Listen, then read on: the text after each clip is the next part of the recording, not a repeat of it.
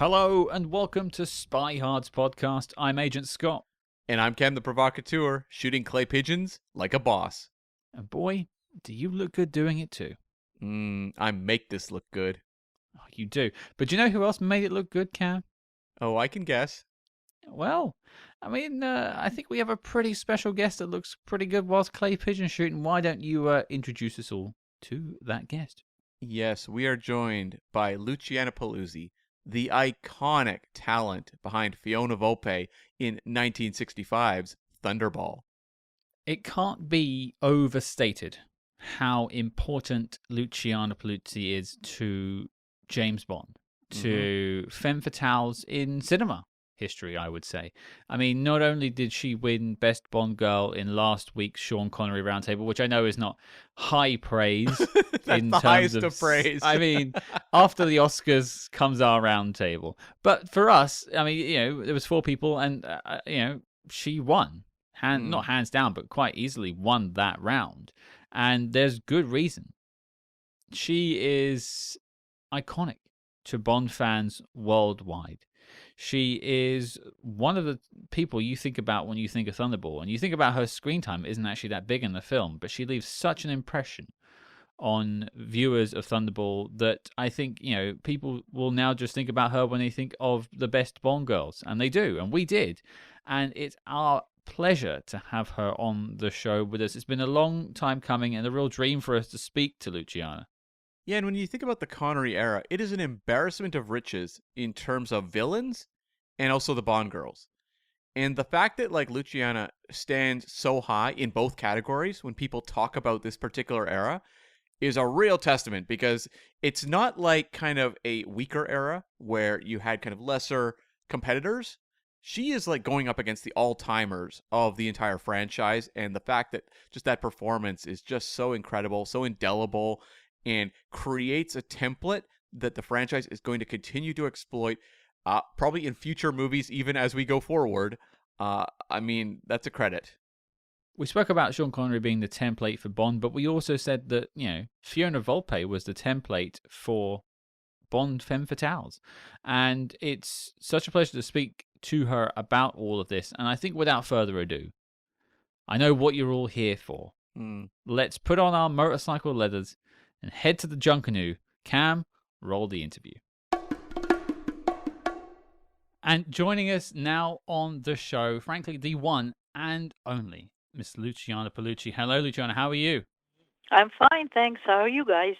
Living the dream. It's all the better for speaking to you. And I mean that when I say that, because when it comes to stars, when it comes to femme fatales, when it comes to the villains of the Bond films, you are number one with a bullet in my mind.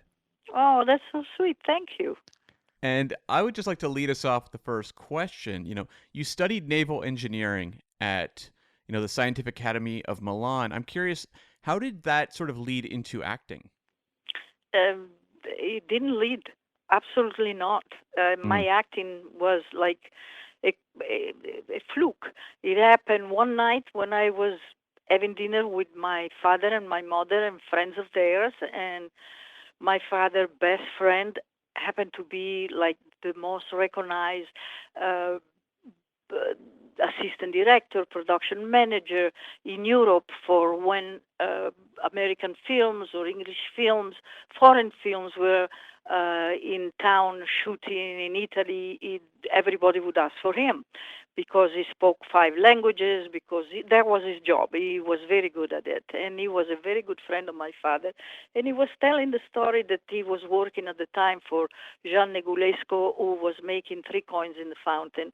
And he was just saying, my God, it's driving me crazy, because he for a little role, three lines in the movie, he said he has seen already, 30, 40 girls, and he never lost anybody. And as he's telling the story, his eyes landed on me. And I was I was 14, 15. And he said, well, Luciana, why don't you come up? And let's see if we can finish this thing. And I looked at my father, because my father was a colonel in the army. And he was strict, not strict in the sense of being nasty with me or anything like that, but he was, he thought that the best achievement for me would have been to be, a teacher or a professor in some school. He didn't even like me to go to the La Scala in Milano to take ballet lessons.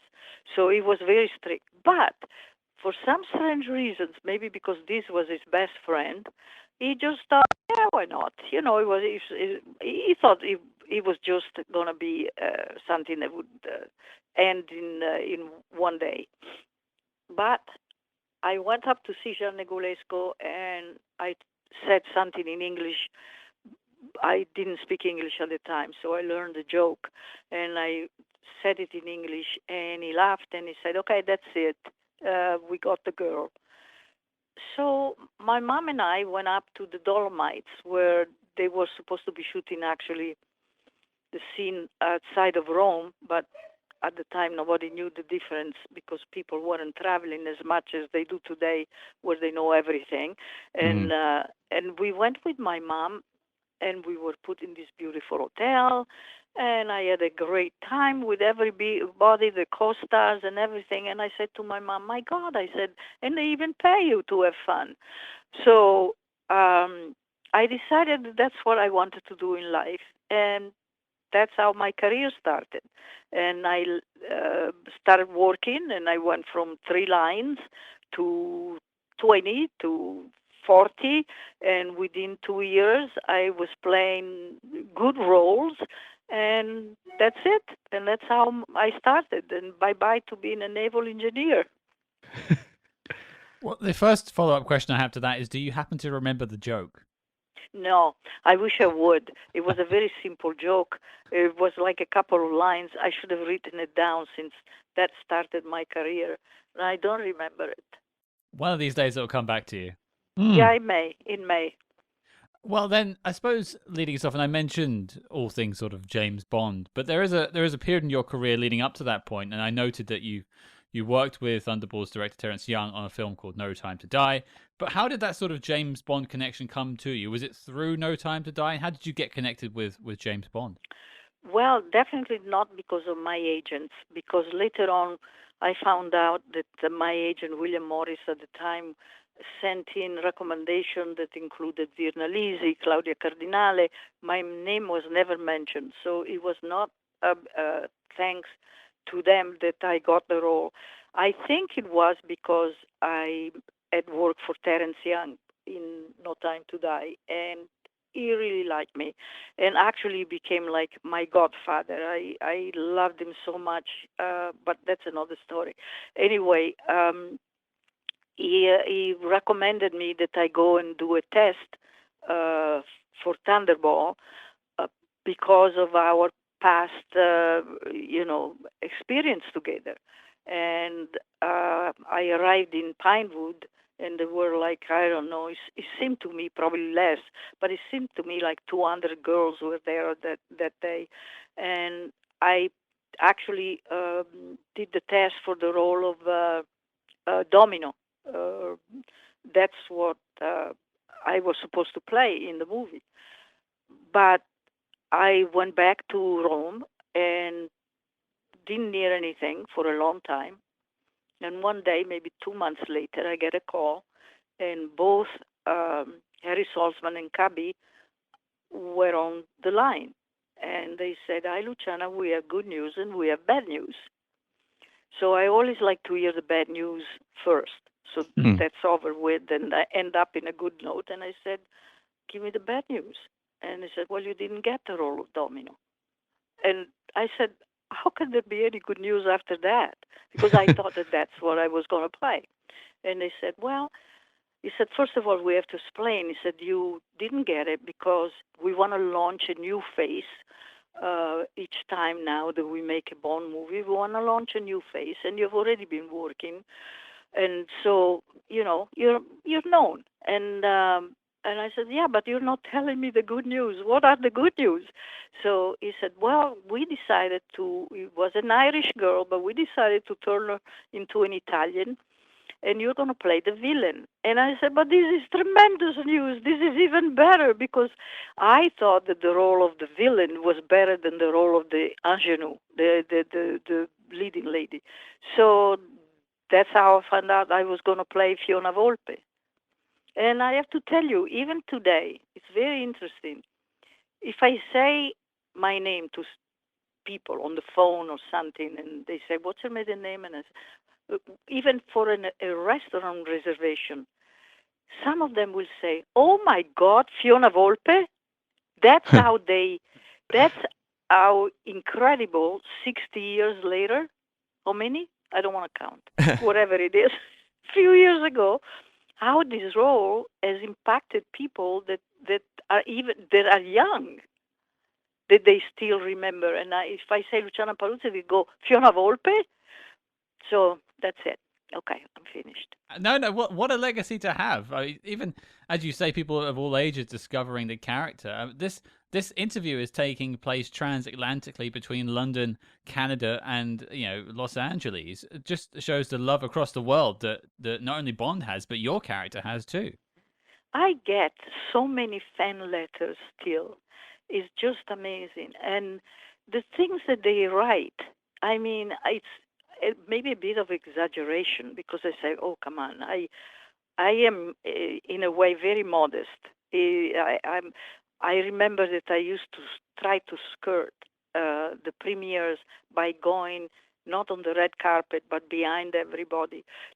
I'm a little bit on the shy side. I've gotten better with age, but I am very shy, modest in a sense. And the to hear and read these compliments that they pay me, it's just like it brings, a smile and a little tear to my eyes because it's amazing after so many years. They still have this knowledge of this role, which I don't know. It seems so simple for me to do, because I am such a good girl in life, and to play a bad girl is the most fun thing to do. It's, anyway. Well, you really set kind of the mold of the Bond femme fatale that would be revisited many times over the future of the franchise. I'm just curious, at the time when you get the role, are you looking for inspiration to any other, on-screen performances you've seen in films or anything like that, or is it entirely just working with the script yourself? No, it was entirely working with the script, and uh, as I said, it came so easy to me. So uh, I guess I don't know. Maybe inside of me there is a little bit of a bad girl because it came to that never came out to surface, but it was very easy for me to do. No, Terence is a genius. He was James Bond, in my opinion. He's the one that has all the little touches, the little, the funny things, the little funny touches that in the movie are all created by Terence. And we had such a friendship. He was such a generous, wonderful, loving person. And we continued the friendship through the years. And he even gave me away because my father died many years ago. He gave me away to my present husband of 43 years. Wow. He was shooting a movie in Rome, and I was living in New York, and I got married in New York to Michael. And he came in for the weekend while shooting a movie just to give me away to my husband. That's how close we were. He was like my dad. And I always loved him so much. And he was the one that is responsible for anything I did in Thunderball. He was the one. Well, I would love to know about the dynamic you have with Sean Connery and maybe, um, Terrence's role in shaping that. Like, there's a really interesting kind of back and forth jockeying for dominance between you and Bond. I would just like to know about working with, Connery and then Terrence in finding that relationship. Um, I know you're making it sound much more interesting than it really was. That's fair. As I said, I mean, it was just easy on the set, and Sean was terrific. And as a matter of fact, we also kept friendship through the years. We went to visit him with Michael in his house in New York. We saw him in the Bahamas. And actually now, I'm very good friends with his son, Jason, because Mm. last year there was a celebration of Thunderball in Nassau, and for a 3-day celebration. And obviously, I was invited, and Martin was invited. We are sadly the only two people left of still alive of that movie, and Jason lives in Nassau with his wife Fiona, and uh, they recreated the scene where I dance in the nightclub because they recreated the nightclub in the hotel in the Bahamas. And so the last night they had a beautiful dinner, and I had to dance. And guess who I danced with? With Jason, with Sean's son, and that was like so much fun. And um, so a friendship that goes now that even further because of this baby that I saw 60 years ago when he was on set with his mom and he was a year old, and all of a sudden after all this time here we meet again, and now we're good friends. Wow, that's incredible.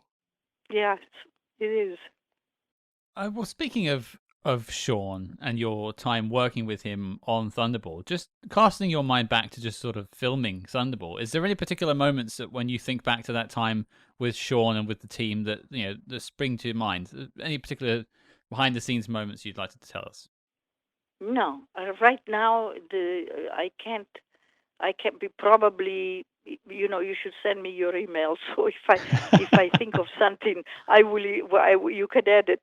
But right now there is no, because I'll tell you what. First of all, Sean, we really didn't have an after work relationship because he was a very macho guy, and he used to like not to go out with the other actors of the movie, with Adolfo Celi or with me or with Claudine. No, he used to go out with the crew. At night he would get the gaffer and the people that work behind the scenes, and he would go out with the boys. So we didn't really have a relationship after work. That's it. So on the set, we were doing what we were supposed to do. We were acting. We did what we had to do, and he was, in between scenes, he was always such a nice guy. And I know that there were comments made of how he treated women and all of that. I never saw it, so you know. But again, I was not part of his life. I was only part of making the movie. And what about, for you, the after hours experience of working on Thunderball? You're in the Bahamas. I would just like to know just the experience of being there at that time. I'll tell you something. It sounds all very glamorous, but we worked a lot of times at night, all the night scenes, and also I had there my mother and my young son, who was at the time 3.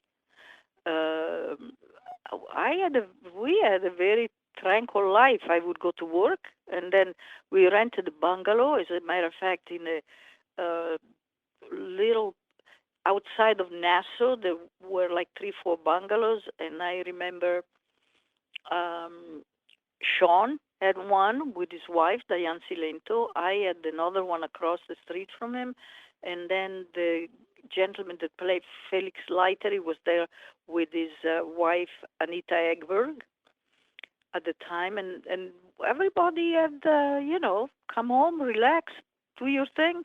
We didn't have a glamorous life. We were working. Mm-hmm. Well, I suppose then looking at the character of Fiona Volpe a little bit, one thing that jumps out to me whenever I watch the film is you're quite an active antagonist against Bond, and you're sort of really taking it to him, chasing him, hunting him down. But there's also you get to drive around a little bit. You're on a motorcycle at one point. Did you actually get to drive the motorcycle, or was that just sort of shots of you on it? How did that work? Oh, that is a very maybe that's the story you were looking for.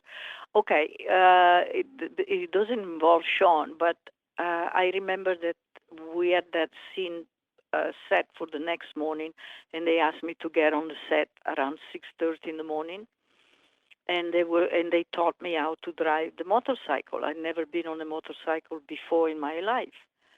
So they gave me lessons, show me where the accelerator is and blah, blah, blah. And here we go. Action. I am on the motorcycle and I started. And what happens that I make a mistake and I rotated the accelerator instead of pushing on the brake, and the motorcycle went flying around, and there was a wall coming at me. So I don't know, it was, it's longer to tell it than when it happened. Tried to not to hit the wall forward, and I ended up on the side, on the floor. The motorcycle was smashed, and I was down on the floor in my leather outfit, and I thought that, Terence would come and say, "What's happened? Are you okay?" No, he kept running at me and shouting, "Look what you did! Look how you rode the motorcycle!" And he was yelling. He was so upset with me. And I said, "Terence," I said, "I've never been on a motorcycle before. I just learned half an hour ago, and I'm sorry." So that was, and thank God, my leather outfit on the side was split in two. My underwear was split, but I didn't have nothing on my skin. So I was very lucky that way. At that point, we all decided together that we're going to use a stuntman to play me, because I wasn't about to go on a motorcycle again right there and then. I said, if you give me another day and I can practice, then I will do it tomorrow. But if you want to shoot the scene now, then you have to do it with somebody else. And I wanted to learn. I mean, I never, it makes sense, right? Oh, yeah. Yeah, definitely. And I was really curious. We've talked to, a number of actors who've been in movies that were really big, but there's few movies that were bigger in their time than Thunderball. I'm just really curious about the kind of the experience of being at the center of just such a massive phenomenon at the time. Well, it was because at the time they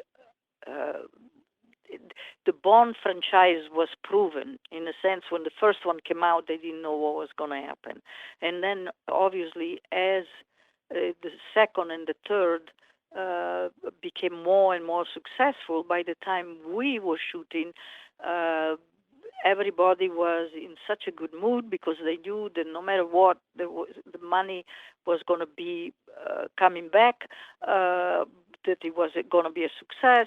And so if a cloud appeared on the sky and you had to stop for 4 hours to do a scene because it didn't match the previous shot, usually on any other film you see panic, you see people looking at their watches and say every minute costs thousands of dollars, whatever.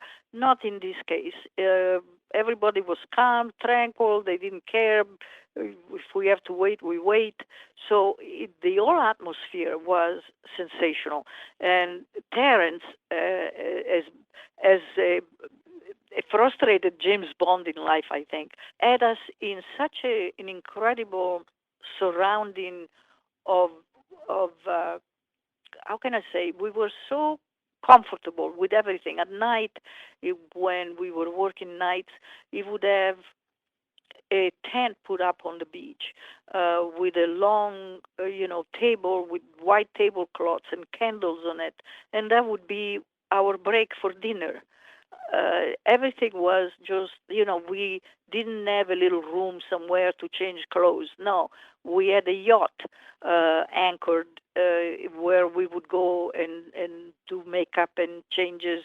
So it was just like a fairy tale, that movie, because I did movies where I had to sit on the grass, and on a paper plate and under the sun, in a costume in velvet in Almeria, where it was 150 degrees and no protection. So that movie was like a fairy tale.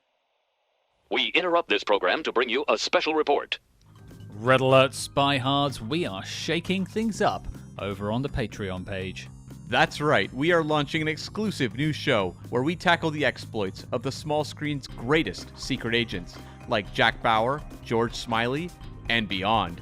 And don't forget, every month you also get 2 Agents in the Field episodes where we decode the adventures of your favorite spy actors in their biggest non-spy movies. But Cam, tell the people what we have coming up next. Inspector Clouseau is back. We are tackling the 3rd Pink Panther entry, The Return of the Pink Panther from 1975. Tune in for this one, folks. It's going to be a real barrel of Minkies. So don't get left out in the cold. Help support your favorite spy movie podcast and join the circus at patreon.com/spyhards. But before this message self-destructs, let's get back to the Spy Jinx. In terms of your time working on the film, looking back on it now, and I assume you may have watched the film once or twice since, what was your favorite moment to sort of work on, and your sort of favorite moment in the scene when it was finished? My favorite moment, I think it was the bathtub scene, because Terence just told us at the last minute what he wanted to do, and I thought he was so cute when he comes in and I give him my slippers, and that was my favorite. The one that should have been my favorite was the one in bed with Sean, but they had flown in a plane from London full of journalists, and we had people they were standing around the bed while we were doing our scene, shooting photographs. So that very intimate scene was actually surrounded by, I would say, about 50, 60 photographers and journalists. Oh, wow. That must have really taken you out of it. It was, yeah, but everybody was so nice. I have nothing but good memories. Well, okay, the last question I have about Bond, and you sort of mentioned the legacy at the start and how people still write to you about it. What does the legacy of Thunderball mean to you, looking back on it now? Well, I'm still really good friends with Barbara Broccoli, who is now producing the movies. It's like a fraternity kind of a thing. The Martine, other Bond girls in other movies. Unfortunately, Ursula is not feeling too good nowadays, but it becomes like a little club, and we all care for each other, and we all stay in touch. Not all, obviously there are too many, but with the ones that I met, I have the most wonderful rapport. And with Barbara, as I said, she came to Hollywood last year with her brother to get a prize. It was a charity event, and she invited me and Michael, and she didn't invite anybody else except Daniel Craig was here, and she invited him, and that was it. We have a wonderful friendship, so it's like a little bit of a private club. And that is like it's nice, you know. I made friends that are there forever. And just in terms of your spy connections outside of James Bond, you worked on The Man from U.N.C.L.E. as well as The Phoenician Affair. I was just curious if you had any memories quickly of working with Robert Vaughn. Well, I erased them all because I hate to say anything. I usually say the nicest things about everybody if I mean it. If I don't mean it, I will keep my mouth shut. I have erased all my memories of that because I just really didn't like to work with him. And so I have nothing to say. Okay.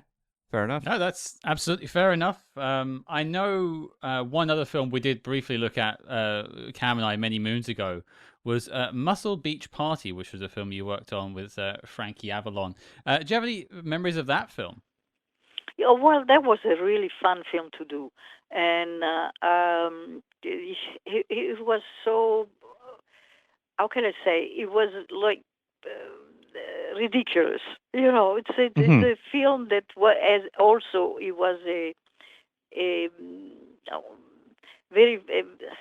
I can't think of the word. Not fashionable. It was like a they did many with Frankie Avalon, and they were very successful.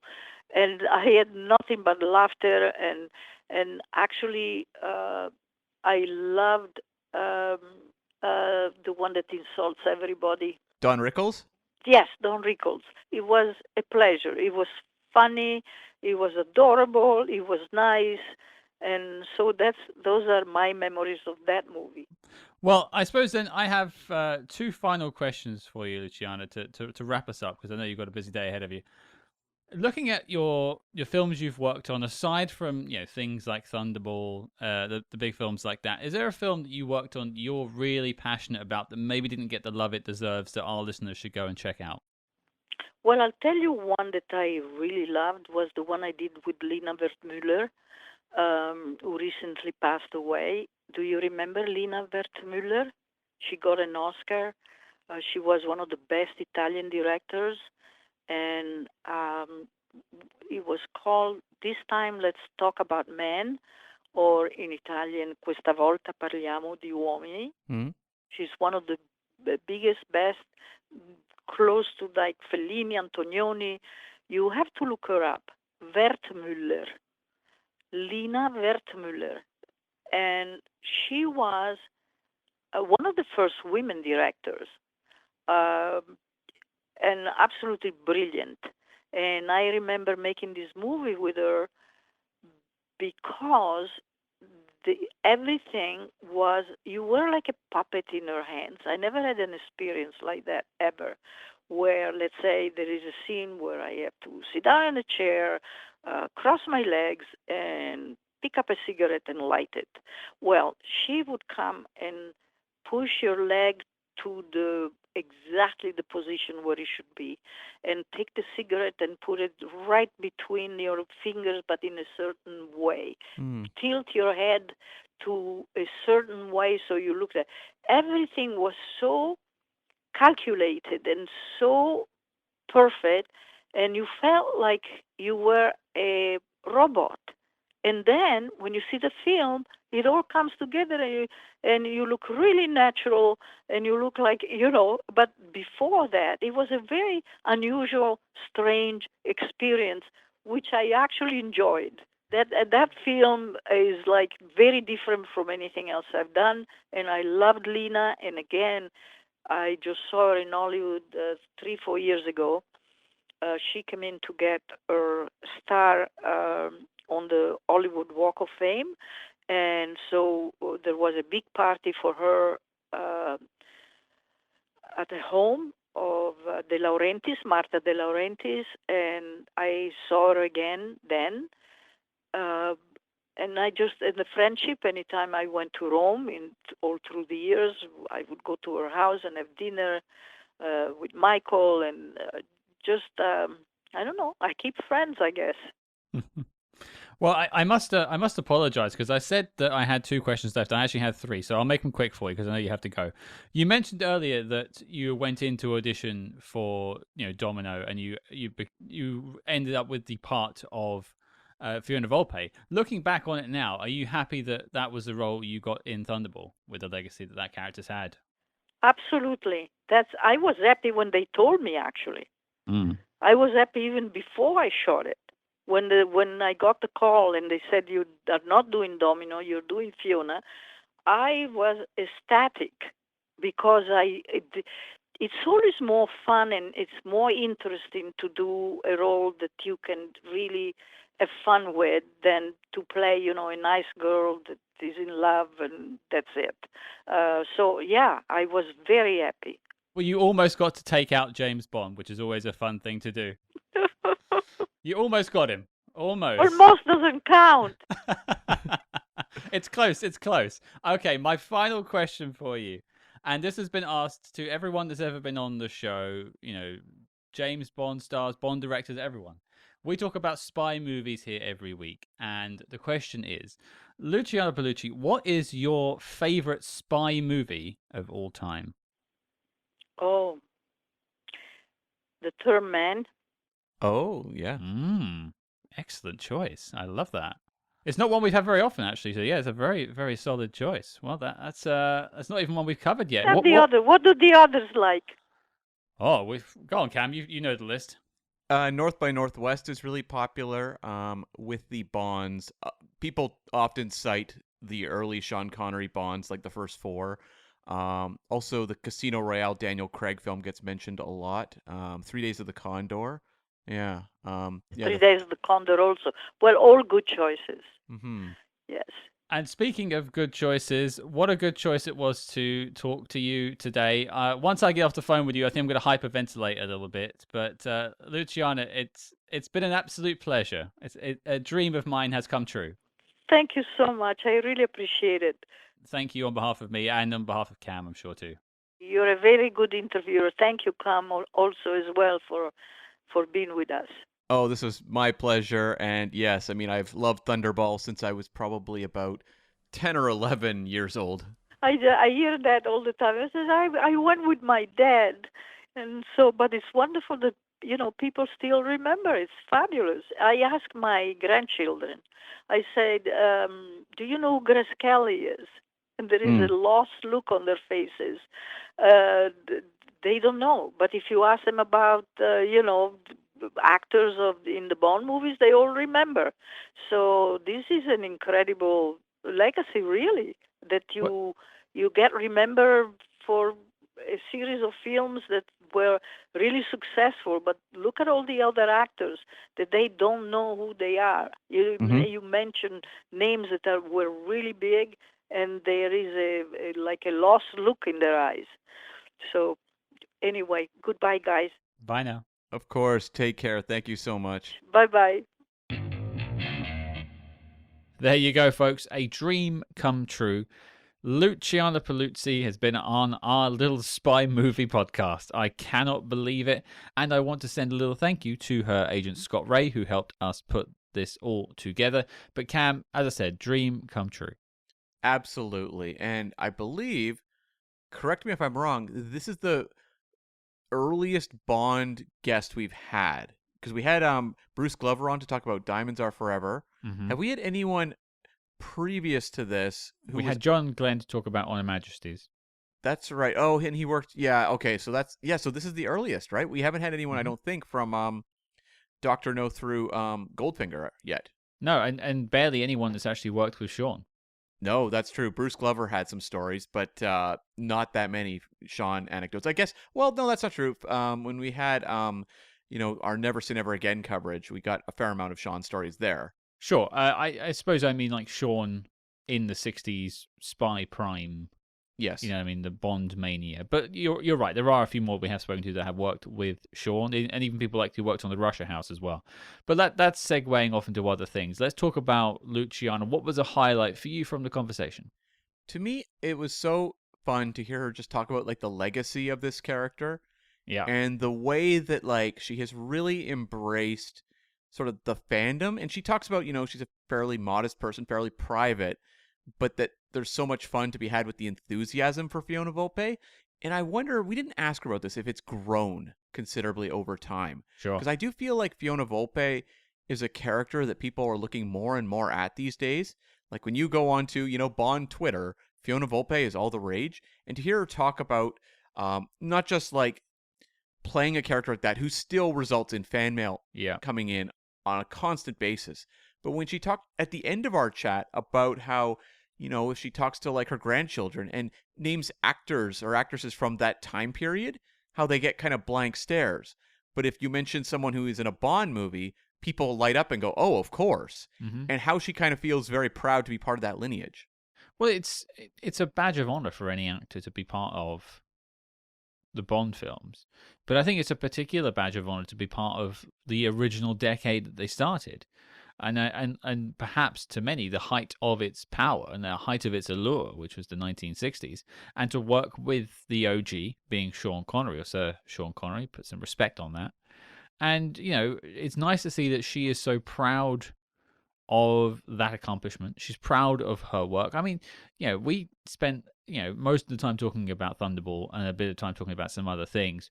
But she has a ton of credits to her name. I mean, she worked on 82 projects throughout her film and TV career. There's a lot more to Luciana Paluzzi than Thunderball. And so a lot of actors could really lean on that and be like, no, I've done other things. Oh, Thunderball was something I just did. But no, she is, a flag-waving Bond fan herself, and she's proud of the work she did. And that just endears her even more to Bond fans worldwide. Definitely. And I mean, to hear her talk about, because we had some little bits there. For example, she talked about a movie she did called Let's Talk About Men, and working with that director, Lena Wertmuller. And there's so much passion that comes forth when she's talking about that experience. Yeah. And that's a movie that people don't remember. So it's not uncommon when we have people on the show that they really light up when you ask them about something that maybe isn't as widely reported on. But her enthusiasm for Thunderball was as equal to that. So even though she's asked about Thunderball all the time, that enthusiasm is still there. Yeah. And just to hear her talk about that kind of place and time in her life, we like to think of like the swinging 60s and the, sexy good times going on all over the place. And she's like, you know what? As a work environment, it was pretty, it was luxurious. We got the best of the best. But, Sure. At the end of the day, I went back, I had my firstborn. I had a quiet time. Connery was out with the crew and the boys, basically, but it was a very professional working environment. It wasn't like, oh, this was the party time of my life. She's just very appreciative of how wonderful that experience was and really celebrates the overall vision of what Thunderball was and became. And obviously its pop culture phenomenon is, you can't argue against it. And also a lot of love towards Terence Young. Yeah. And how important he was to her and how he was basically like a, kind of like a second father figure in her life. No, and that passion comes through, she's talking about Terence Young, and he's clearly had an influence on her life as well. And when you're being led by someone like that, it helps to add sort of a dynamism to the workplace and sort of a, we've all done jobs in our lives where we don't necessarily want to go to work. And I get the feeling that Luciana woke up in the morning and was sprinting to the set of Thunderball. Yeah, you get the sense that like this is someone who realizes and appreciates the high kind of standards of a Bond set. The gravity of it all. Yeah, well, she talks about like just the beautiful accommodation, the food that they were being given every day. Like it was a top first-rate production that treated its actors very well. And, she says there's other ones where it's basically like you're eating on the floor. And that was not the case here. And really kind of like regards that experience with a real sense of like, almost like I was there. How unbelievable is that? Yeah. Kind of enthusiasm. And that's just really fun to hear because, Scott, you and I have gone to a couple Star Trek cons in our time. Oh. And we talk to actors and meet actors who appeared on iconic episodes or films during their time on Trek, who don't necessarily talk about those experiences in glowing terms anymore. Yeah. And don't seem that enthusiastic after talking about them for decades. Whereas with Luciana Paluzzi, not only in this interview does that enthusiasm and just joy for the franchise and for the fans come across, but we talked to David Zaritsky on our roundtable. He's talking about his own experiences with her, and we've heard from other people as well who have met her at various Bond events and just fawn over how delightful she is. Well, I think there's a warmth, of course, that comes through, and I hope that comes through to you all in an audio essence, and you can sort of hear it in the episode you just listened to. But also, I think there's sort of a sense, we can smell a fake. And I know for a fact, I've heard from people that she has a genuine love for all the fans, and I think that comes through. And the fact that, in this conversation it comes through, but the fact that she said yes to doing this. She doesn't need to do this. She wasn't paid to do this. She wanted to talk to us because she loves the film that she worked on, and she wanted to talk more about it with some fans who also want to talk about it. That is probably the biggest sense of how much she cares about it that you could get. That she did this for free. And also feels a bit of a responsibility in a fun way, but like of carrying kind of the flag for Thunderball, because as she notes, it's only her and Martine Beswick that are really around from this movie now. And so it's kind of like they're the ambassadors of Thunderball to the world. Yeah, and I've spoken to Martine in a couple of Bond events as well, and she's nothing but warm and open and speaks. She's got a lot of stories as well. Maybe we'll have her on the show one day down the line as well. We can go further back to From Russia with Love that way. And I suppose if I'll just throw in sort of a moment I wanted to mention from the interview, something that jumped out to me, and a weird parallel. Right. So Luciana was talking about riding the motorcycle, not having much experience, and being sort of shown how to use it, and ended up causing some destruction on the Thunderball set, as one is wont to do when they don't know how to ride heavy equipment like a motorcycle. Happened to me. Hey, yeah, I did it. I didn't know that. Yeah, I was on a bike, and it was a really rickety bike, and my buddy he was a private eye at the time. Sure. So we had to go up a mountain on these things, and he put me on the bike, and I'm going, and the actual brake handle fell off. Oh, okay, yeah. Like, you're it not literally was really like well ding, then. ding, ding, ding, ding, as I'm like whipping past. I'm like, uh-oh. And yeah, I was okay, but I got a couple scratches. He's still here, folks. Don't worry. Yeah. But what I did notice, and I loved hearing that story, and I hope you all did too. But I also noticed a bit of a coincidence in the sense of, we've spoken to another version of Fiona Volpe, as it were, Fatima Blush, Barbara Carrera from 1983's Never Say Never Again. And in that film, instead of a motorcycle, she's driving a very nice car. Mm-hmm. Now, it turned out in that conversation with Barbara that she'd never driven a stick shift before, as they call it in North America, or gears, as we call it here in the United Kingdom. And she ended up wrecking the car she was driving in that too. So it just goes to show that these girls will give us all a run for our money. Very true. And I mean, like, that's just like, so speaks to that just era too of like, can you imagine nowadays if they had an actor they need to put on a bike and they're like, we'll give you like 1 day of training? No way.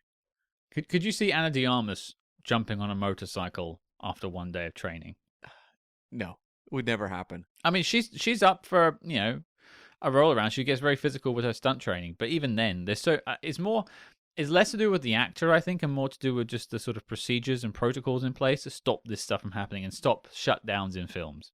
Yeah, it's not only the safety protocols of just stunt teams now being much higher, but also the insurance, because they don't want to risk an actor getting, hurt or worse, and what that can do to a production.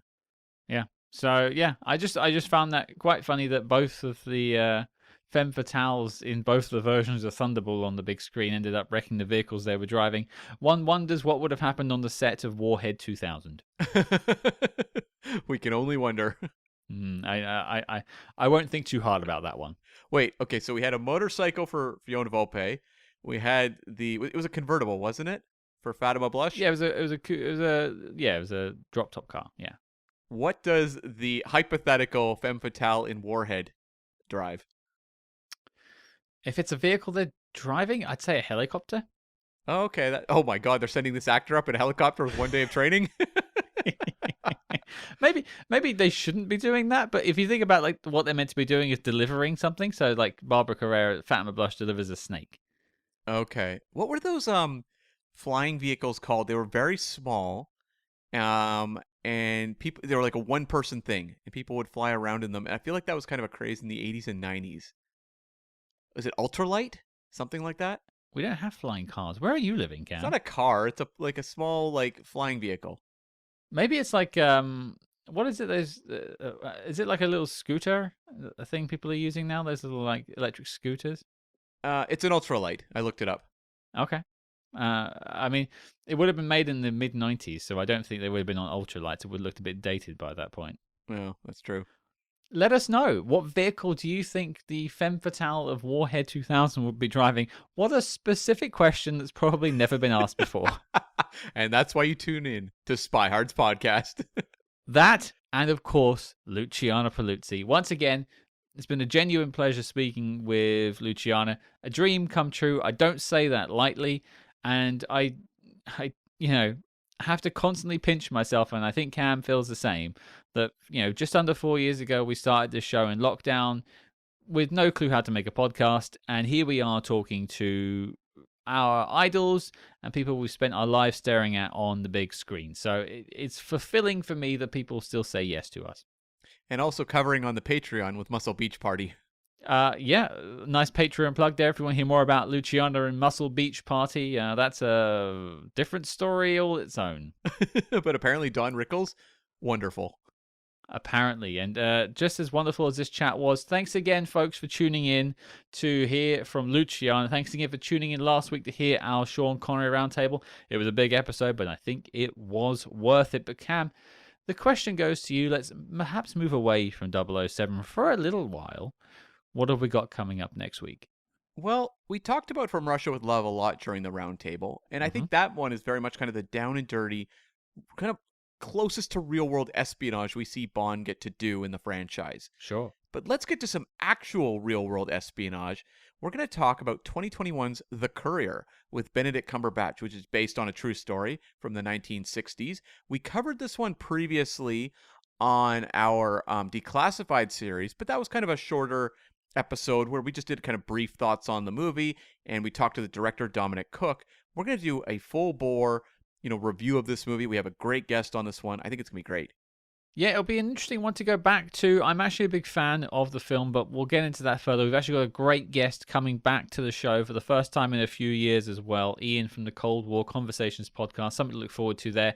And 2 SpyMaster interviews, some more from the director, and also we've got the screenwriter joining us as well. So if you're a fan of Cold War spy movies, Spyhards is the place to be next week. Your mission, folks, should you choose to accept it, is to join us next week as we take a look at The Courier. If you like what you heard on the episode, you heard Cam mention it before, we have a Patreon page.